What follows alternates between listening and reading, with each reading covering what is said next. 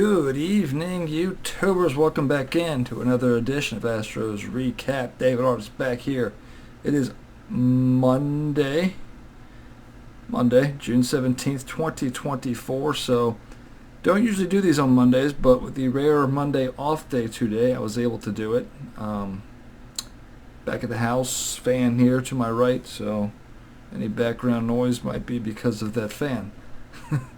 It's very hot in this room, especially when I can't use the fan over here, so this is the next best thing. So yes, this is actually take two of this podcast because the first one, I don't know why this, what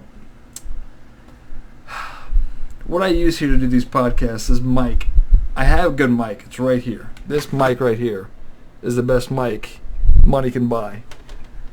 And it should work well, and my sound quality right now should be pretty good, but this thing always resorts back to the default mic, and after doing the podcast like 2 hours ago, I get on, I listen to these things before I post them, and it was just too bad to even upload, so I had to redo this. So with that being said, this will be an abbreviated podcast because I'm not going to spend another 30 minutes breaking down everything I broke down 2 hours ago. So storylines. Astros go 3-3. They're still sort of stuck, just not playing bad baseball, but not playing good baseball either. They're just, playing 500 ball. It's been like this for a month and a half now.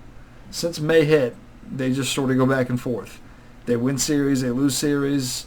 They're not getting swept. They're not getting sweeps. It's just back and forth, it feels like. So, yes, the first series against the Giants, losing 2-3, that can't happen. A lot of things can't happen when you've dug yourself the hole the Astros have dug. Also, you went 2-3 this weekend.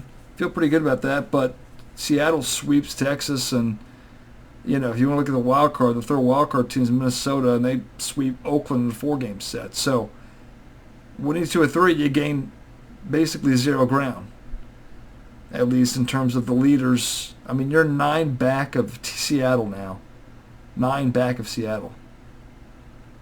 I mean, I'm at the point where I'm just going to mail in the division and just focus on the wild card, but I switch over to the wild card, and they're like 7.5 out of that, or 8 games out of that. So they're not making up ground, and they really got to start to, whether it's a big winning streak. At this point, that's what it's got to be, I feel like, because I want to get this wild card standing thing correct. So, 7 back, actually. It's better than I thought. But still, 7 games is not easy to make up, Especially in the wild card when you got to jump like 5 teams. You got Boston, Toronto, Detroit, Tampa Bay, and Texas all in front of you. So, and Baltimore's got a big lead in the first wild card, and Kansas City's got... Well, Kansas City and Minnesota are actually neck and neck. But, Baltimore's going to either win their division, and if they don't, then New York drops in the first wild card. They're both just incredible right now. So, I mean, the Yankees are 50-24. Baltimore's 47-24. So, yeah. So I think the best thing for the Astros at this point, Seattle, benefited. They played the White Sox early last week. They swept the Rangers. I mean, the Rangers aren't a good baseball team. We're only a half game back of the Texas Rangers. So, I mean, the Rangers sit the division second. But they're 33-38. They're a half game in front of the Astros. That's how bad both of us have been, really. But the Astros got bad early on when the Rangers were sort of floating around 500. But I think Texas had a rough month of May or something, June. But they have not played good baseball. So this looks like Seattle's year. I mean, they didn't get off to their horrendous start. And I know I try to talk Astros more here, but I'm just going to talk a little Mariners. Last 2 years, they've started the season basically like Texas and Houston this year. Basically the same way. And then they've had to struggle, and they do pick themselves up, and they had a long winning streak 2 years ago, and they had a great month of August, I think, last year, and they put themselves right back in the mix there. But this year they haven't done that. They've been able to, float around 500, and now they've taken off the last, week or whatever, or last few weeks. But it looks like the Mariners' division right now. It clearly is. I don't think there's any way around that. So I look at the wild card now, And teams like Kansas City and Minnesota are teams you have to root against. And all the teams in front of you as well. So hard to do that, but again, Astros take care of business. They really got to win. I thought this was well said. I was listening to the podcast. Stan Norfleet next up on Sports Talk 790. They got to win 2 of the next 3. It's a winning series, but that's a lot harder to do than just when you think about 2 or 3. Well, they can do that. That's a lot harder task to think of. If you did that the entire season, you'd be 108 and 54. So it's not an easy. Basically, 667 baseball is what you're looking at. So if the Astros do that, they'll win about 93 games. That would be good enough, I would assume, to get them in. But again, that's easier said than done. You have to roll in some sweeps in there with a lot of these series. You got to make sure you're winning series too. You can't ever get swept. It's not easy. And although Houston plays Chicago, the White Sox, the White Sox are 19 and 54. They play them for 3 coming up, and then they come home and they play Baltimore. So, yeah. Anyway, they got to have a good week. They got to get going. They got to take care of business. You should be beating the White Sox, and I hate to say the word that I'll never say. Well, I've said it all year. Well, I haven't said it all year. But I'm not going to say that 4-letter word that starts with an S because I hate saying it. Every time I say it, it ends up not going well. So, 2 big storylines this week I'm going to talk about. One, the release of Jose Abreu, finally off the team. That was done Friday before we started the series against the Tigers. That was needed to be done right then and there. I'm not the guy that's going to sit here and talk about how good a person Jose Abreu is, how he wanted to contribute. That all may be true. But listen, I, as a fan of the Astros, focus on what you do on the field. That's what I care about. That's the priority. What you do on the field. And Abreu was just abysmal in every aspect, whether it was playing first base, up at the hitting, and it needed to be done. So thank you, Jim Crane, for finally waking up and admitting the mistake. Whether that was you, whether that was Bagwell, again, the culpability lies on Jim Crane. That's where the culpability lies. So finally, that's over, done with. You got basically a year and a half of a 3-year deal, but putting him out there every day was hurting the team. It wasn't helping. The negative WAR. The proof is in the pudding. But that was the big storyline. So, for the time being, it'll be John Singleton. It'll be Mauricio Dubon. I would like to see Loperfido get starts at first. He should get starts at first. Now, they can't go back up and get him right now because the stupidity of whoever made the decision. Dana Brown, who I like, I'm not going to call Dana Brown stupid or anything, but the decision-making of bringing him up for 3 days to not play. He ran, I think, in his final 3rd game. They sent him back down, so now he has to stay down there for 10 days, I think is the rule. But they brought up some no-name first baseman that hasn't seen the field yet. I can't even recall the name for the corresponding move when Abreu was released. Also, he's released. He's not DFA. There's a difference. So when you're released, he's basically a free agent. Anybody can pick him up. I don't know what team would. But he's just a free agent. He might be retired by the end of the year. So DFA, you basically go through waivers, and if you clear waivers, then you're put back in a minor league, AAA or whatever it is. So anyway, we won't see Abreu ever again. Hopefully Singleton can, do enough. 250. I'd take a 250 average from Singleton. I'd like him to bop some home runs as well because he's got that power. And Dubon, just do what you've been doing. But that's sort of where we're at. And I would hope Loperfido gets, I don't get why the Astros are so hesitant to just give him a game at first. Abreu was one of probably the worst defensive first basemen in all of baseball. And you're willing to play him there, and with his horrendously terrible at-bat, yet you won't even try Loperfido. But Loperfido needs to be called up after this 10 games is up, which should be, he still got 7 days to go, basically. So, but he should be the first one called up and send whoever you brought up originally back down. So, and he should be playing first base. Just that simple. That was the one big storyline, Abreu being released, and the second one, Verlander being scratched on Saturday, which forced Arrighetti to start a day earlier, which he was awful. Hunter Brown Friday was phenomenal. So Hunter Brown has really, last 5 or so starts, really picked things up and done a good job. So he deserves credit because it was not looking good early on. So, yeah. He deserves a lot of credit for what he's been able to do the last month or whatever it's been for Hunter Brown. So, yeah. Arrighetti was also sort of doing the same thing Hunter Brown was. They were matching each other there for a while. So, but Arrighetti obviously fell. ERA ballooned back over 6 or 7 or whatever it was Saturday. So, the Verlander thing, though, the key there with him being scratched, a neck discomfort. Astros, very secretive, stupid. Stupid. I really shouldn't say that on this pod. Dumb. The way they hide their injuries and refuse to give people any update whatsoever.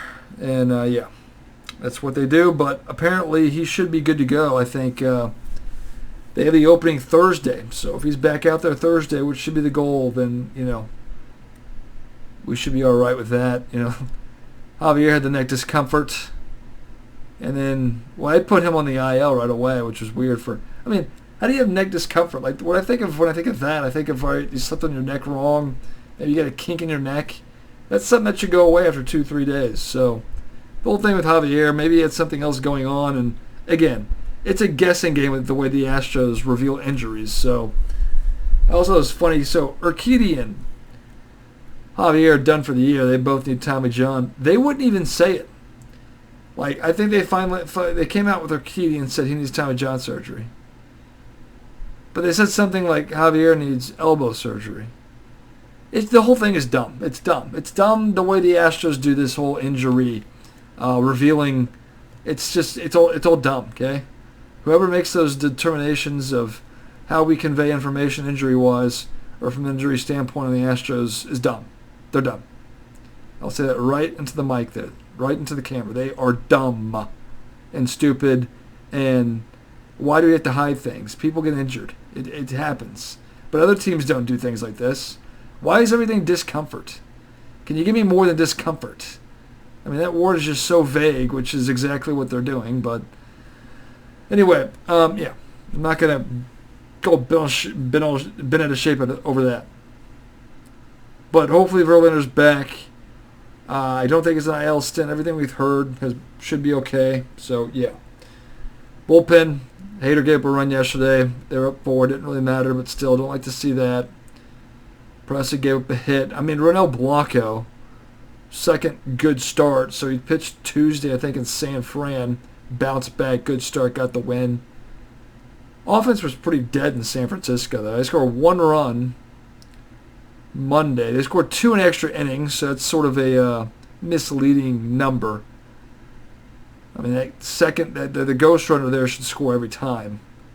But Montero blows it, so cross his name off the list of a guy that we could try to trust in high leverage. That name's off the list. Go back to pitching his 6th inning, whatever it was. But he can't be trusted. I'd still like to see, Taylor Scott, maybe Seth Martinez into some games and higher leverage, because I'm still not going to trust Presley. Like, I'm not going to let the whole time healing all wounds that he tends to do just make me forget. So, Presley got the save Tuesday night, that Tuesday game. He gave a hit yesterday, but it was scoreless. But again, Presley, until he proves over a month period of time that he can be trusted in the late games, that's when I'll start to lay off how terrible he is. His ERA is 5, I think, this year. 5. It's not good. Hader had gotten it under 4. The run he gave up yesterday. Let's see if I can just look at this here. The run he gave up yesterday. 398. So I guess he kept it under 4. That's still not very good. Blanco's 7-2 with a 2.43 ERA, 7 hitless innings. Pitch count was up at 94. So I'm okay with him coming out after that. Just making sure he was at 94 pitches, yeah. I was okay with him coming out when he did. So, but yeah, I got some games going on right now as I speak. Astros off. They'll play tomorrow at 7, 1 o'clock Thursday. Then they come home for Baltimore and they play 3 back here at home. So, 32 and 38. Again, we really shouldn't even talk about playoffs or stuff like that until they get to 500. I really think we should do that, but you got to talk about something. But yeah, I'm coming up on only 15, 16 minutes. Again, this is going to be abbreviated. I already spent 30 minutes talking with the Astros 2 hours ago, so I wasn't going to do it again and say everything all over again. But yeah, the 2 big sports storylines this week, obviously. Tucker's still out. One thing I did not mention, Tucker obviously went to the IL after not going initially, and now I've heard he needs rehab starts, so that all delays the entire process another week if he's got to get some games in AAA. So anyway, we're waiting on him. Lineup is shortened. Pena's fallen off. His ERA's down to like 280 or something like that. McCormick still stinks. Caratini's not done as well. He's been getting more starts. We'll see if Yanair can piece. I mean, he had a good stretch there for a little bit, and then with the home runs, he had 4 straight games with a home run, but didn't do really anything of notice that I can think of this week. Alvarez is fine. Altuve's fine. I really wish Altuve was quick chasing pitches in the dirt, but yeah, that's just going through the lineup as I think of it, just as I go here. So we'll see at first. It'll be an ongoing situation, but nothing worse than what Jose Abreu was. Bregman's okay, I guess. I mean, he had a 16-game hitting streak till he got snapped yesterday. So, but I think his average is in the 240s. That's what he hit last year for the majority of the year until he got hot for a little bit, got up to 260 before the season ended. But his average was down in the low 200s. He's actually raised it, but he's got to continue to do more. Bregman, he's going after this year anyway, so like the way I look at it is just get through the year with Bregman, and then we'll figure out a replacement for him after he's gone in the offseason, which is, I mean, a 95% possibility. I think he's gone. So, but yeah, we need Tucker back in the lineup, and yeah. Cabbage has been getting some run out there. I've been okay with Cabbage. Cabbage hasn't been too bad, so I've been okay with him so far. Jake Myers, God, he went, and I said this last week, from the hottest player in the league to just ice cold in like one game. He went from hot to no longer being hot, and he's been falling flat on his face at the plate for the last 2 weeks, whatever it's been. So. But anyway, quick rundown just as I thought of things. But yeah, 32-38, day off, and then we'll get back into it tomorrow. And yeah, 72 games played coming up. I'll be talking to you next Sunday or Monday. I haven't decided yet. It depends. They do have another off day Monday next week, so it might be that day. Or if I feel up to it Sunday, up at the radio station, might do it there as well. So we'll see. But the 81 game mark is my mid-season. I'll get on whatever day of the week that is. It might be 2 weeks from now. I'm not exactly sure. Because they have a lot of off days. Off day today. Off day Monday and Thursday next week. So, but the 81 game mark is when I try to get on, and we'll wrap up halfway through the season, give you a sort of a report card, all these players. But yeah. But yeah, I'm coming up on 20 minutes. Yeah. Hopefully sound quality is not bad. And yeah, we'll see you next week.